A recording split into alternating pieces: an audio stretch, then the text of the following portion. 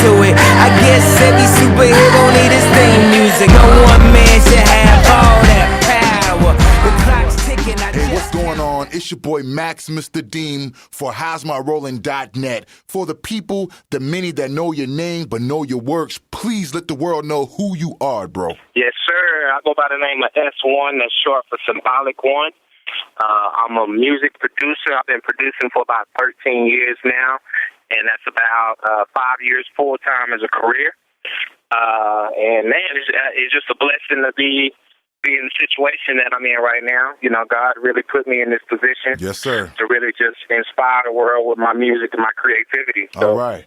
So I'm going to ask you, what and who are your inspirations, and how do they make you do what you do? Well, my inspirations, of course, my family plays a big part in that. You know, I have a really great support team around me, you know, from my wife, my boys, to my parents. You know, so I would say they're a big inspiration to me.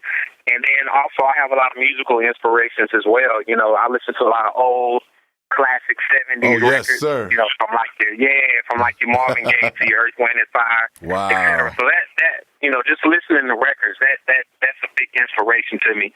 And then there's a lot of other things, you know, just experiences that brings inspiration, and you know, movies as well, movies. You know, just the whole, every aspect of living life brings me inspiration. Man, that's great. Now, we understand that you play a little bit. Do you play a little bit of sax and a little bit of piano, stuff like that? Well, I played alto sax. I started playing alto sax back in 6th grade, and I played all the way up till, you know, I guess a little after high school. So I do have that background. You know, and then also I play a little bit of keys. A lot of people think I'm just like this straight musician dude, but right. I actually get my program with my programming. It kind of makes up from, you know, what I don't know, and you know, as far as key wise. So I can dabble around. I know chords. I know what sounds good, and that's I can crazy. make it sound like I can play better than what I can. That's real funny, man, because that's two things in common already, man, because, you know, I've been producing myself for a few years. That's really funny, because I was playing alto sax in 6th grade, except I was crashing my bike on the way home. So, you know what I'm saying? So I put it down, because the dudes was clowning me. But anyway, that's cool, man. Like I say, with my programming, I'm able to make up. And then, like, now I have a team. So I have a keys player. I have people that really specialize in their craft. Right. And, you know, when I put it together, it's just beautiful music. Man, that's crazy. Now, let me ask you now, like I said, I've been producing and engineering for some time now, and you know what question's about to come out at you, right? Now, they all want to know, for all the upcoming producers out there, what are you using to make those cold beats? Like, for example, my two favorite things to use is the Motif Excess and Reasons For, you know, whatever I might use to record it with. Now, what do you use? Okay, as far as production-wise, what I'm using, my main brain of my setup is Reason For and Pro Tools. Oh, man. Reason For and Pro Tools. I always, pull up my Pro Tools and I rewire Reason to it. Yes, sir. And I usually I do my drum programming in Reason, and, you know, mess around with sounds or sample chops all in Reason. And then I'll use Pro Tools to either layer sounds give it the effects, right? You know, yeah, exactly. Or live instrumentation. Oh, yeah. And then just mix everything through Pro Tools. Oh, yeah. That's so definitely strong.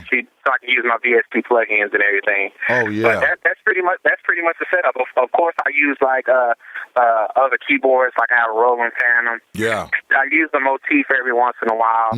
But yeah, I just pretty much just record live instrumentation into my main setup, which is Reason and Pro Tools. Reason is a beast, I must say. So man, I'm loving it. I need to get on that 5. I hadn't got on that 5 yet, but bro, so now look, that's something else. I'm a geek with that. Now I could tell you all kind of cold stuff about that. You know what I'm saying? So, oh yeah, oh man. Yeah, but here we go. I'll get to you on a later note on that. But yo, back to where we're going, man. So you do tamper Pro Tools. That's what's cool. That's the industry leading software / hardware to use. Now, word is that you ended up going to Kanye's private studio in Hawaii. That's correct. Now, That's correct, you know they want to know about that. Please tell us.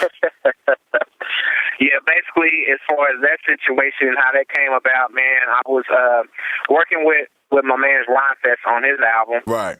So I wound up producing like 4 songs on his album, El Che. Mm-hmm. So he was in Hawaii working with Kanye on Kanye's album, doing some writing and stuff. Right. So he happened to play some of my beats to Kanye in the studio. Right. And I guess Kanye came across that beat. So, you know, Kanye was blown away by that beat. So as we all were. Yeah. Rhymefest sent me a text and he was like, "Yo, Kanye is loving that beat. He said he's about to change your life." So 2 days later, I was getting my itinerary that they was flying me out, you know, to Hawaii that day. Right. So I flew out there, man, and got to, work in the studio with him for about 2 weeks, mm-hmm. and make music and really be involved in the sound and creating the texture and all that good stuff, and just seeing him work and working on some stuff together. So it was a beautiful thing, man. It was a really beautiful thing. Sounds like a blessed event, brother. Oh man, it was. Hey man, look, what's cool about you so far, man? You seem like a really humble dude, man. So we all want to know, where you from, man? I'm from Waco, Texas, man. Yeah. I was born and raised in Waco, and I've been here in Dallas for about 10 years now. I was out San Antonio for a little bit doing some music, man. That's crazy. Okay, yeah, I have family in San Antonio. Oh, word, okay. All right. Yeah. Now, we also want to know, who all have you worked with? Who have you been producing for that, give us a little bit of history on that. Okay, some artists I've been working with, of course, Kanye West, mm-hmm. Rhymefest, mm-hmm. Erykah Badu, Rod Digger, Inspector Deck, and Ghostface from the Wu-Tang. Yeah. Who else? Like Yazara, Darian Brockington. Man, so many people. I see that. That's good, man. That's awesome, man. That's awesome. That definitely is awesome. Man.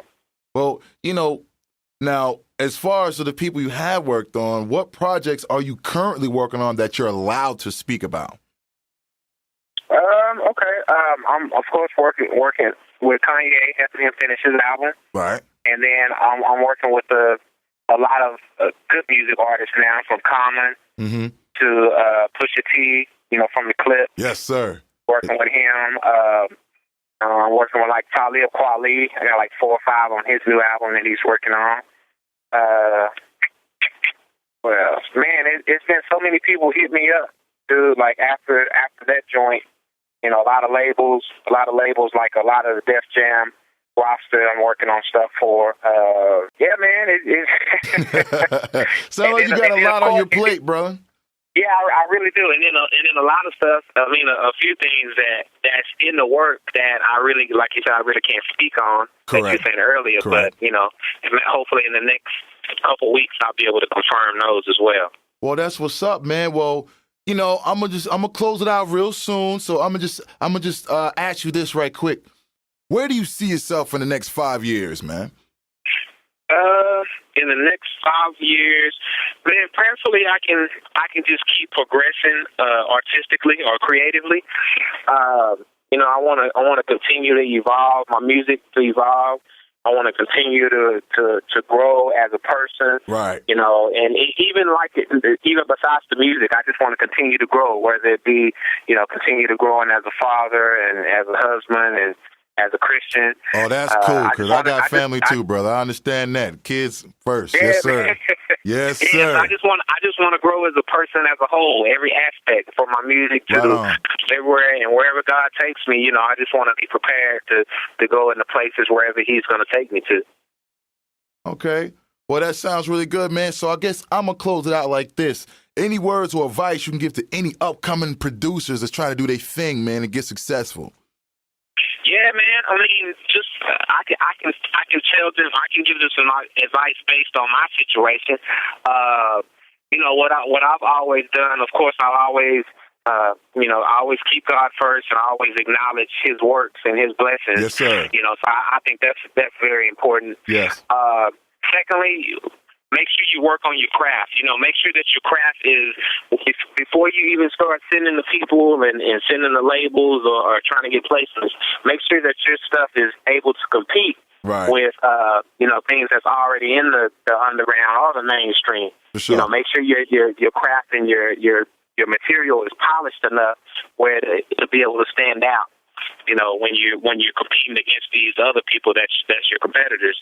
So I would say that, and then third, I would say once you're at that point, man, just get out there and really grind with your music. Like for me, what I did, I started like sending beats to a lot of people, and people would pick beats, and then once you actually get a placement or once you actually start working with people, that really just put your music out there more, because people will start hearing that and be like, who is this producer? And they'll get in contact, and then it'll be kind of like a domino effect. Everything will just kind of fall in place from there. Yeah. And then get on the roads. What I would do, I would get on the road and I would get into these producer showcases, these beat battles, and then from there I would be able to showcase my material in front of hundreds, thousands of people, and then I would build relationships that way. People would come to me, and I would build my clients up and be able to build relationships with industry execs that's there. So yeah, I would say, you know, like I say, based on my situation and my position,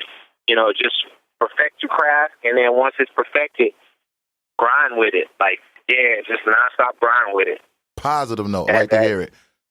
Yo, what up, world? It's your man S1, producer of Kanye West Power, and you kicking it with me and my pals.myrolling.net. Yo, what up, world? This is your man S1, co-producer of the Kanye West Power joint, and you kicking it with the Dean and Jay Harris with Maximus Music.